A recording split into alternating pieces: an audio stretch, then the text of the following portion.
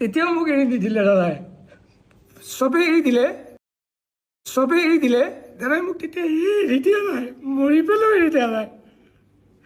কফিনত থাকি মোৰ লগত আহিছে আৰু মোৰ কোৱা মানুহ কোনো নাই আজি, কাৰণ মোক তাতেও সোধা নাই ন কোনেও মই ক'ত যাম। মই যদি তাতে মৰি থাকিলোঁ আৰু ময়ো য'ত জুবিন দা নাই, মই জীয়াই থকাৰ কোনো উদ্দেশ্যই নাই।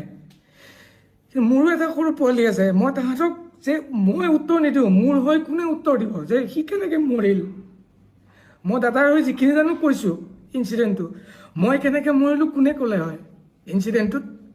মোৰ ঘৰখনক মই তাত যদি মৰি থাকিলোঁ হয়, 3 দিন নোখোৱাকৈ আছোঁ, মোৰ যদি ষ্ট্ৰক হৈ গ'ল হয়, মই 46 এজৰ মানুহ এটা, মোৰ ঘৰখনক কোনে ক'লে হয় সেইখিনি টাইমত আপোনাৰ মানুহজন কেনেকৈ মৰিল, মোৰতো কোনো কিয় নাই।